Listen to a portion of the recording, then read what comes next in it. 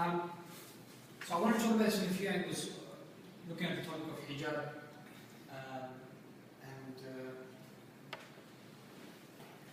Muslims covering themselves. Because obviously, increasingly, you find it's a very controversial topic, particularly in our context living in the West, in Australia, in university. Mainly because the media keeps making an issue out of it. Politicians every now and then will try and exploit the situation and make an issue out of it. You know, the recent burqa ban issue is a classic example where there's really no issue there at all. It's like less than 0.5% of Muslims in the community were actually wear the burqa, but somehow became a big issue. The entire media was talking about it, and so on. So they make up these issues, and in fact, if you noted, the people who brought up the issue was not even security authorities. It wasn't the police or ASIO or AFP who brought up the issue and said, "Oh, look, we're facing a big problem because burqa wearing women are not showing their identity or anything like that." Because later on it became an issue, but later on, oh, it's a security thing. We need to identify people. But that's not why the issue arose. The issue arose because some Islamophobic politician like Uthman started saying that this doesn't match with our values. And from there now it becomes an event that starts saying, oh, it's a security issue, or how can you communicate with women who come in their face? So that's the issue now. How can you communicate? So there's all sorts of excuses that the issue becomes into, but it's always instructed to know how things start, to really understand what's behind it. Nevertheless, it is an issue, not just the burqa or the niqab, but the hijab, because this is much more prevalent, much more common, and it is there. And it's a common question that Muslim sisters get asked, and even the brothers get asked, because it's an Islamic thing at the end of the day, why they wear the hijab. And then when we talk about reasons, I want to look at two things here. Number one, or one of these things is the benefits perspective, because there's some benefits there, and then the actual reason. It is important that we distinguish between some of the benefits that accrue from wearing hijab individually and as a society, and actual reason, because the reason is not based on the benefits. The reason, as all Muslims know, is because Allah subhanahu wa ta'ala commanded that Muslim women cover themselves when they go out. Alright, that's the reason, full stop. And we'll come back to have a look at that as well, because it's important. But nevertheless, there are benefits because the rules that Allah subhanahu wa ta'ala legislates for humanity are those things which are in their benefit. So there are those benefits there, such as modesty, seeking a modest society, a modesty in people, such as identification as a Muslim. Right? So these are some of the benefits that we want to look at, but always keeping a distinction in mind. There's not the reason you wear it. Because if you do that, if you say it's the reason you wear it, then they make a point where, well, I'm not going to point. There may be some people who say, well, yeah, modesty is a good thing, but I think, if I wear loose clothing, but I don't necessarily have to cover my hair, for instance, that's modest. So if the reason was modesty, then all they would have to do is whatever they think is modest. Right? Or if the reason was being identified as a Muslim, then maybe they go, oh, well, I'm going to badge on my sleeve saying Muslim. Right, that serves the purpose. So it's very important. Also, we speak about, discussing about illah. This is not any of these reasons. It's purely that Allah subhanahu wa ta'ala commanded this as an instruction. This as a command. So many other things for men and for both in many cases. Nevertheless, it's good. If a non-Muslim asks why do you wear it, which is the reason should be because Allah subhanahu wa ta'ala, because God, because our Creator commands so. And that point also needs to be explained, we'll come to that. But it's also good to go further and explain to them some of these reasons. Because people can understand this, and you can understand the point that modesty is better than showing off. All human beings will sort of appreciate that point, that in the current sort of culture, where it's all about fashion and makeup and looking good for other people, that, if we think about it, that's demeaning for the person, be it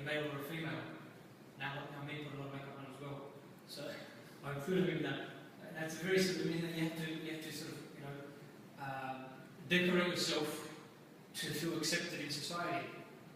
Again, people, who sincerely discuss the topic will appreciate some of those points. As for identifying yourself as a Muslim, here's an opportunity for you to explain further that, Islam is not a private religion.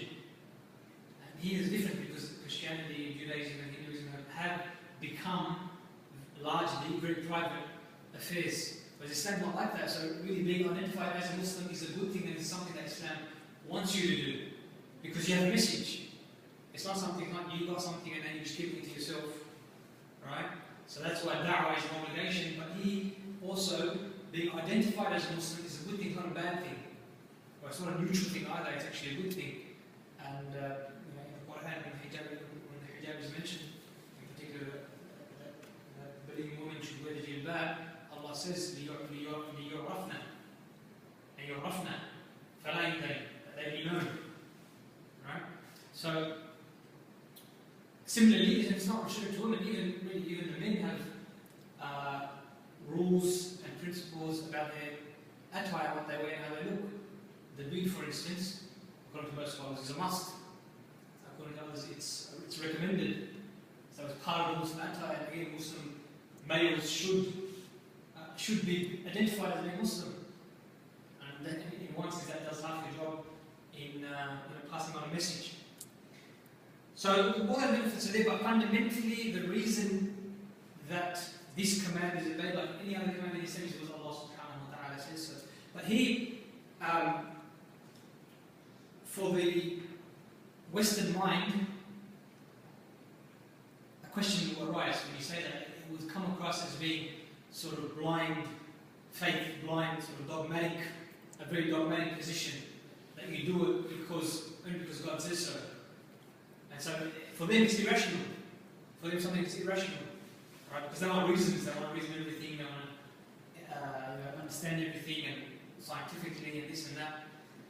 But sometimes people don't appreciate that these things are not mutually exclusive. And in fact, when we say that we're doing something because God instructed, that is the rational position. That is rational. Why? This is what you need to explain. Because it is a rule or a principle or a model that's coming from a higher source of knowledge. It's coming from a higher source of knowledge. Right?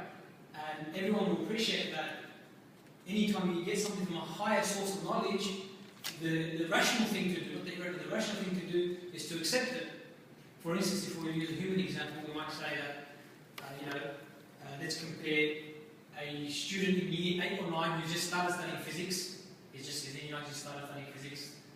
And, then they go on one of their excursions to university in the open days in year 9 or 10. And, they attend a lecture by a physics professor who has a Nobel Prize in physics.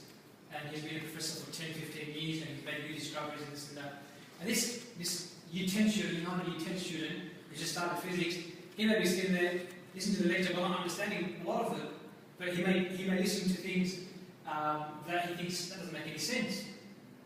But what would the rational thing for him to do be? It would be to accept that the guy knows a hell of a lot more than you do. So, know your place. Know your place. Now, this is a human example. We're looking at, in relative terms, a person with less knowledge and a person with more knowledge. But when we're talking about the Creator, Allah, we're talking about God, it's not relative anymore. It's the source of infinite knowledge, all knowledge, compared to you who have not even a drop in the ocean. So therefore, we're getting to explain this, people will appreciate that. One way, one easier and sort of direct way of doing this, I usually tell people, look, any rule, because they bring how much the hijab.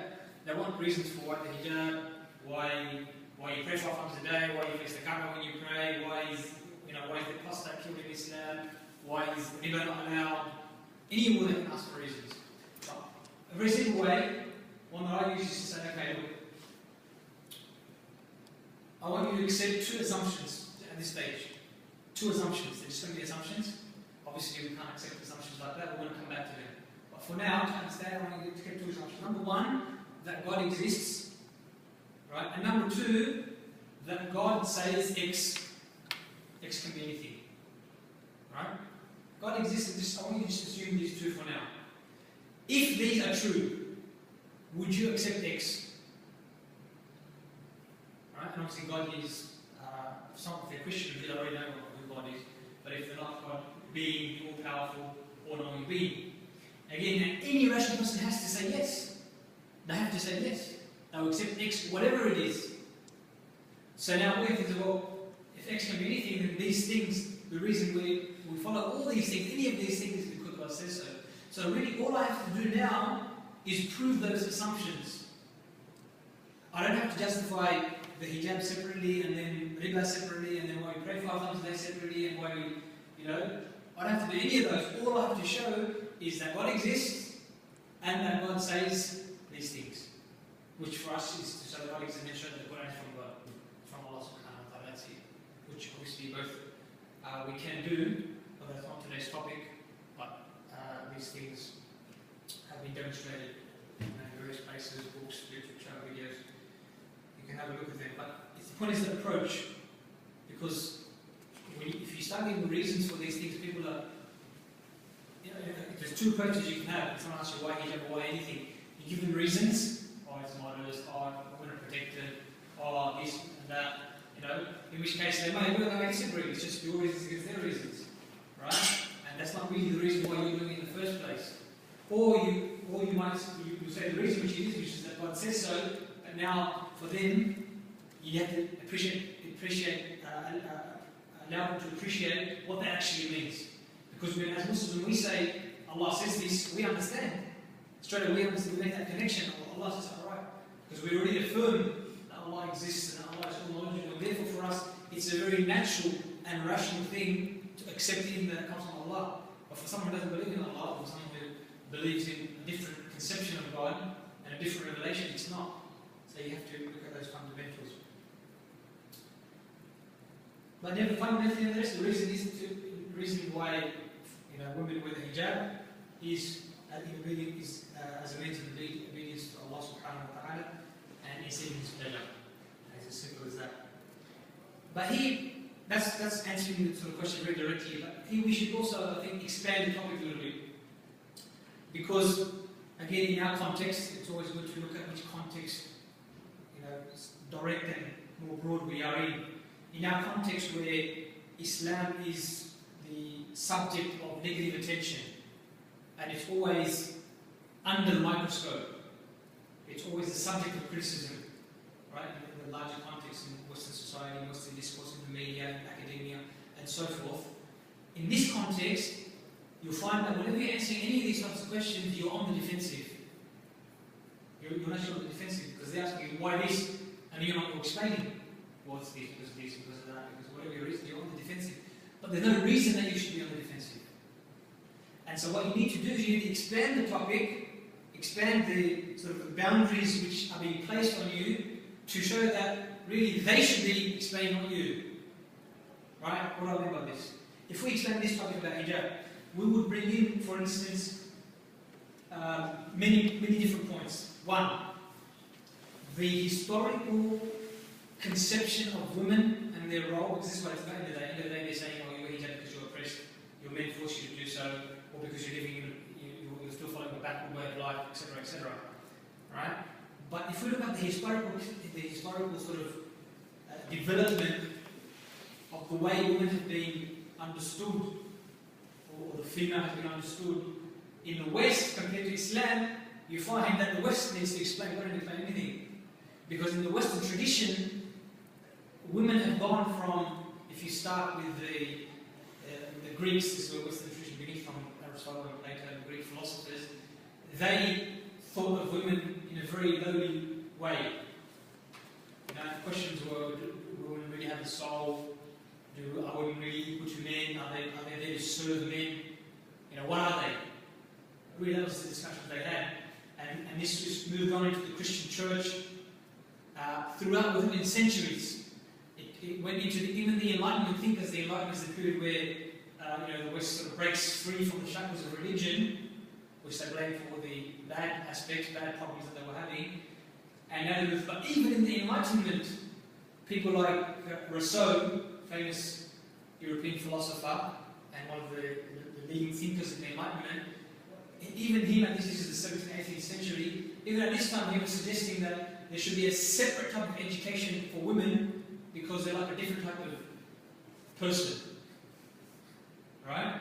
They're not sort of the same as men, they're not equal to men. And then and we know, for example, now they make a big issue about rights and voting rights and legal rights, that women in the West were only able to vote about 100 years ago. They were only able to be sort of independent, have independent financial transactions and be considered an independent person very recently in history. Whereas Islam has been there for 400 years.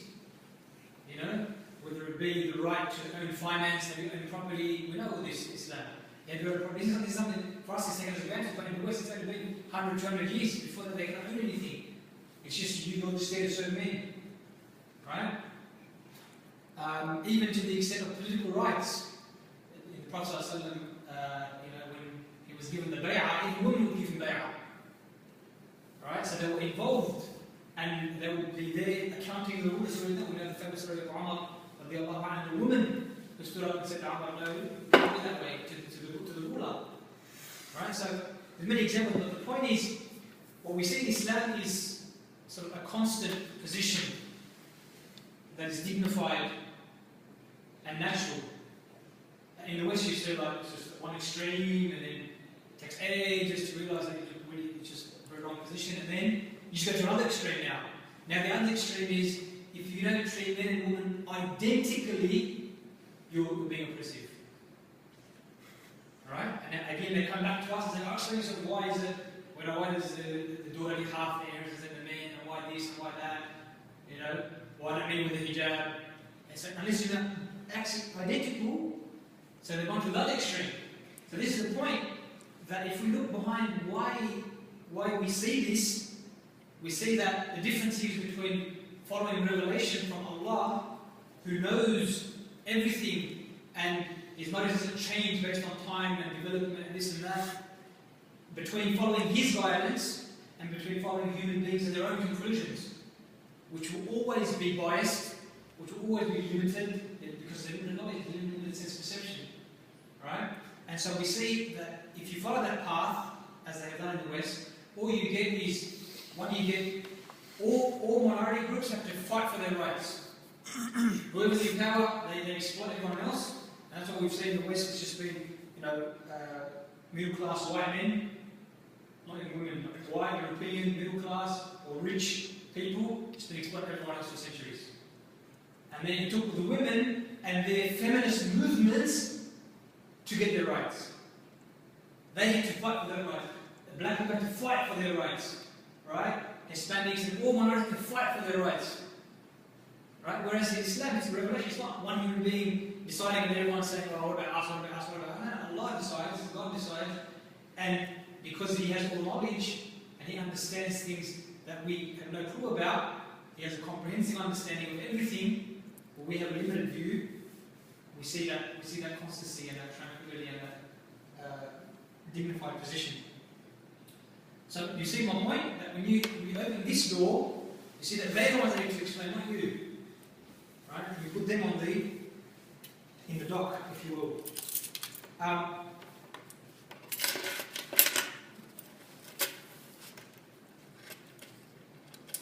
So the point now about identity is important, because now, that's the historical aspect, but now most of this sort of critique of Islam, the attacks on Islam based on this point, it's based on their understanding of the fact that unless it's identical, then it's oppressive. So when someone says, whether in the media or an individual says to you, why don't men do this, why is it equal? Instead of answering that directly, you need to ask them or point out to them that they're saying that based on their assumption that you have to treat people identical, otherwise it's oppressive, and that you don't agree with that. In fact, they themselves don't entirely carry that out. We still have separation of women and women in terms of public toilets, in terms of sports. Why are you still having women's tennis competitions and men's tennis competitions? Women's World Cup and men's World Cup, if they're identical, they should just do it together, and women lose every time they lie.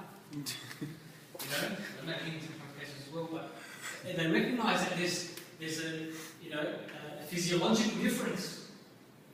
They recognise the psychological difference. There are other differences. So it's that assumption. It's always, when someone makes a claim, we need to put the assumption under the microscope a little bit. Two other points in expanding the topic as we've discussed.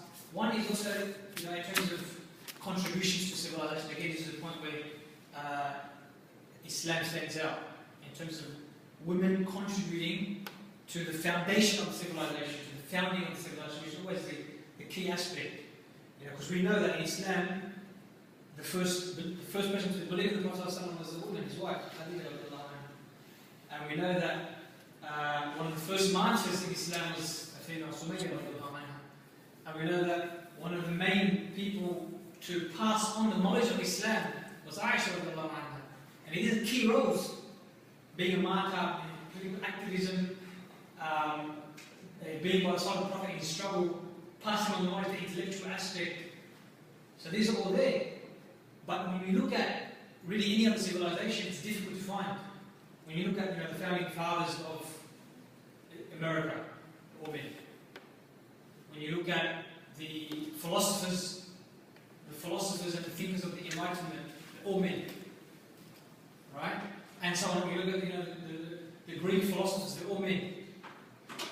So again, not that there's something wrong in those scenarios that won't point to other deeper social ills in those societies, but the point is, it's something positive for Islam, missing from the picture, so you need to bring it in.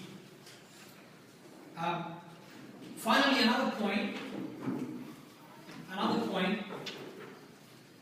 in this context, in the Western context, when a critique is made or attacks are made against Islam about treatment of women, before you explain the things that we mentioned already, it's important to understand, because what they're saying is Islam oppresses women, Islam mistreats women. And of course we know that's not true, and we've mentioned the reasons why. But again, in terms of putting the ball, throwing the ball back in their court, we need to show that really it's Western tradition and culture that mistreat women. And here we can point out many things. We see the increasing commodification of women, even of men now, of everything really, but women included. We see the female body used to sell chocolate bars and cars. Is that a progressive way of living, or is that a demeaning way of treating women? We see that the pornography industry is one of the biggest industries in the world, billions of dollars in America, in Europe, in Australia. Is this a good thing or a bad thing? Clearly it's a bad thing. Anyone with a pure disposition will recognise that these are all bad things. On top of that, we see that in trying to decide on these questions of morals and law themselves, as human beings, what's happening in the West is you've ended up placing extra pressures on the women. Right? What do I mean by that? Because some things are natural, this is where the difference is coming. Some things are natural. It's the women that conceive children, men can't conceive children. And the woman's a mother. The father can't replace the mother in the mother's role. And the mother can't replace the father in the father's role. So the mother has to bear the child for 9 months. She has to give birth to the child. She has to wean the child. Right? But now on top of that, that's what not considered. Islam considers that because Islam says, the primary role of the woman, these are the primary roles, these are the primary roles of the men. They're not fixed. And you're meant to cooperate. Right? And you can exchange in mutual consultation and you cooperate in that. But here now it's a case of, in the West, it's a case of now women have to compete with men for the career, in the workplace, in sport, everywhere, but you still got to be the mother. Right? So in the end, they have to end up compromising in one area or another, and we see that the compromise happens to be on the level of the family, by and large, and that's why we've seen increasing social ills in Western society, the breakdown of the family system, and all the problems that come from that, because the family unit is the building block of society. So all these issues, again, putting the ball in their court.